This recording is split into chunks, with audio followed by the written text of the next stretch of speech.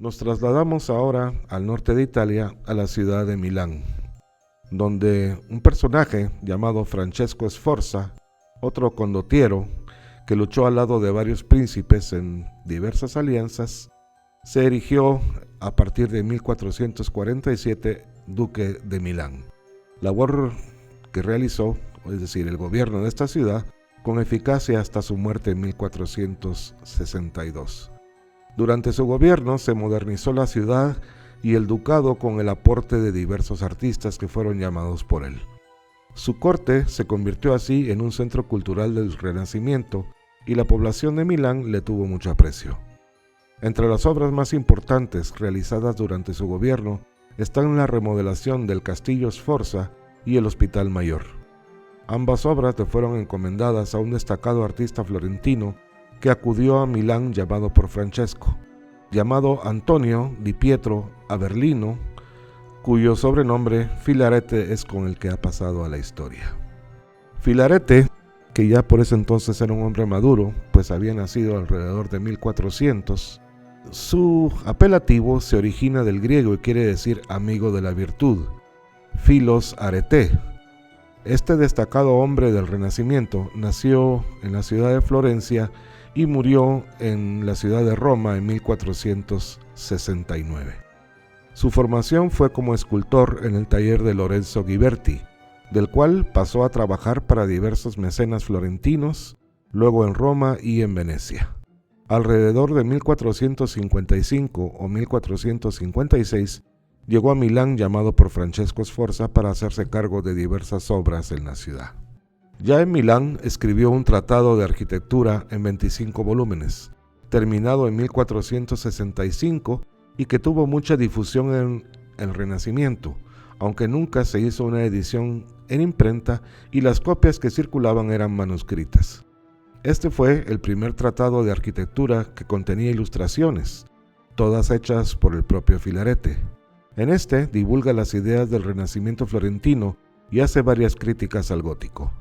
El tratado no resultó tan sistemático como el de Alberti, pero al estar ilustrado produjo un efecto muy positivo para la difusión de las ideas del humanismo florentino. También su estancia en Milán, Filarete diseñó una ciudad para Francesco Sforza, la cual bautizó con el nombre de Sforcinda, en honor a su mecenas.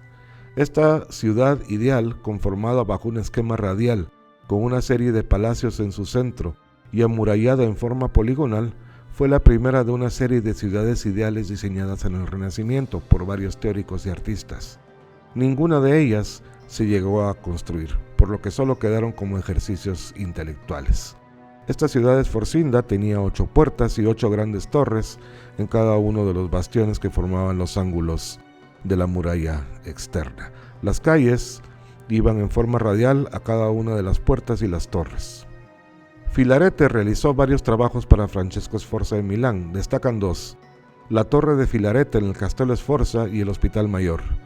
La torre, llamada en su honor del Filarete, es esencialmente una torre medieval con un matacán en la parte superior y coronada por una segunda torre que es más esbelta en la parte superior, que tiene un remate en cúpula sobre un templete octogonal que es totalmente renacentista. Cuando Filarete llegó a Milán, en la ciudad todavía existía una fuerte tradición gótica en la construcción, principalmente debido a la obra de la catedral, que por ese entonces no se había concluido. La propuesta de Filarete para el Hospital Mayor, una propuesta bastante opuesta al gótico, vino a chocar con esta tradición, por lo que hubo bastante oposición a su proyecto. Finalmente hubo que hacer ciertas concesiones y el hospital, del cual sobrevive muy poco del original, fue construido en una especie de patrón mixto, en el cual hay ciertos elementos ornamentales del gótico, como las ventanas dobles de la planta baja que rematan en arcos ojivales. Este hospital mayor, iniciado en 1456, fue planeado por Filarete en forma de cruz, que estaba inserta dentro de un cuadrado, conservando la homogeneización del espacio inmutable renacentista. La iglesia del hospital, de planta central, estaría dispuesta en el centro del plano. En esta ilustración, propia de su tratado de arquitectura, vemos un replanteamiento del diseño del hospital dotado de 2 cruces insertas en cuadrados con la iglesia del centro. Es decir, esto sería como una especie de ampliación muy grande del diseño del hospital que realizó Filarete en Milán. La arcada de la fachada externa presenta una decoración profusa y muy detallada, siendo este elemento más acorde a la tradición gótica que a la renacentista. En las enjutas entre los arcos, Filarete diseñó unos tondi o medallones circulares con esculturas en alto relieve dentro de ellos. Este elemento es claramente renacentista. En el interior, el edificio conserva todavía los portales renacentistas de 2 plantas, con arcos de medio punto, columnas clásicas y entablamento. Para hablar de Milán tenemos que hablar también de Ludovico Sforza, que era el hijo menor de Francesco. Ludovico nació en Vigevano en 1452 y murió en Loches en 1508.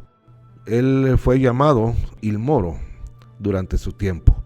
A los 42 años se convirtió en duque de Milán de 1494 a 1499 y tomó parte en la Primera y Segunda Guerra italianas que por esos años se dieron. Ludovico ha pasado a la historia no solo por sus hechos políticos, sino también por haber sido mecenas de importantes artistas del Renacimiento, que llegaron a Milán llamados a su corte. De ellos, el más destacado fue Leonardo da Vinci. Gracias al mecenazgo de Ludovico, se formó en torno a su corte una selecta galería de personajes que dejaron una profunda huella en torno al Renacimiento.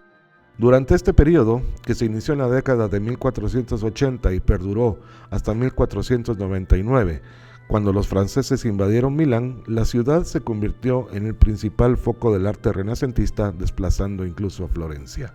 Leonardo da Vinci, que trabajó por esos años a las órdenes de Ludovico Sforza y es uno de los más grandes artistas de todos los tiempos, ingresó o llegó a esa corte en 1482 y se fue en 1500 cuando los franceses invadieron la ciudad. Para Ludovico realizó obras de ingeniería y diseños de armamento, además de cultivar sus propias aficiones, como todos sabemos si conocemos un poco de la vida de él. En su estancia en Milán, entró en contacto con un selecto grupo de pensadores y artistas y desarrolló por su cuenta diversas tipologías arquitectónicas, las cuales nunca se construyeron. Seguramente, con toda certeza, Leonardo estudió los tratados de Vitruvio, de Alberti y también de Filarete, y de esta actividad surgió su interés por la arquitectura. Diseñó, entre otras, una ciudad ideal en la cual los pasos para carruajes estaban en el subsuelo, dejando el espacio libre para plazas entre los edificios, generando perspectivas paisajísticas. También realizó diversos estudios de edificios apegados a los patrones renacentistas ya por ese entonces plenamente impuestos. Entre ellos destacan sus estudios de iglesias, sobre todo de las iglesias de planta central, de las cuales realizó varios diseños que compartía con otros artistas de la corte de Sforza. Los diseños de iglesias de planta central de Leonardo dejaron una fuerte influencia en los artistas que por ese entonces trabajaban en la corte Sforza, especialmente un joven de Urbino que había llegado a la corte como pintor perspectivista, Donato di Pasquaccio, llamado Bramante. Él sería quien llevaría a la práctica la labor de construcción de estos nuevos tipos de edificios, primero en Milán y luego en la ciudad de Roma. Volviendo a esta ciudad, a finales del siglo XV y principios del siglo XVI, habiendo entrado Florencia en un periodo de decadencia política, la corte de Milán se había convertido en el foco más importante de las actividades de los artistas del Renacimiento, pero en 1499 fue invadida por los franceses y su esplendor se eclipsó. Roma, con el advenimiento de un nuevo papa, llamado Giuliano della Rovere, que tomó el nombre de Julio II, se convirtió en el nuevo foco de las principales expresiones artísticas del Renacimiento. Julio II llamó a la corte papal a un selecto grupo de artistas, entre los cuales estaban Miguel Ángel Buonarroti, Rafael Sanzio y Bramante, entre otros, además de Leonardo, que estuvo también en la ciudad por esa época. Julio II planteó, desde que fue elegido papa en 1503, una serie de reformas en la ciudad de Roma, empezando por el propio Vaticano. Su idea era hacer de Roma no solo el centro más importante del cristianismo, sino la ciudad más moderna y grandiosa de su tiempo. Para ello comisionó a Miguel Ángel el diseño y la ejecución, en primer lugar, de su mausoleo, que estaría ubicado en la nueva Catedral de San Pedro, además de encargarle la ejecución de los frescos de la Capilla Sixtina. Por otra parte, impuso su decisión de demoler la antigua basílica paleocristiana de San Pedro para construir un majestuoso templo que fuera el más importante del cristianismo. Reformó además las estancias y palacios vaticanos con la colaboración de diversos artistas y promovió la construcción de nuevas iglesias, palacios y plazas por toda la ciudad. Las reformas iniciadas por Julio II no se detuvieron a su muerte en 1513. Su sucesor, León X, el primer papa Medici, continuó y aumentó la cantidad de esas reformas, llamando a su vez a diversos artistas de su ciudad natal, Florencia, para trabajar en Roma. Este papa, que murió en 1521, dejó también una profunda huella en la ciudad. Sus sucesores pondrían también de su parte para la continuación del engrandecimiento de Roma, pero en 1527 las tropas del emperador Carlos V, enemistado con el papa, que por ese entonces era Clemente VII, invadieron la ciudad y la sometieron a un grave saqueo durante varios días. Este acontecimiento hizo entrar en crisis a la ciudad, la cual tardó mucho tiempo en recuperarse de sus consecuencias. Las obras de la ciudad y el trabajo de los artistas se detuvieron durante muchos años.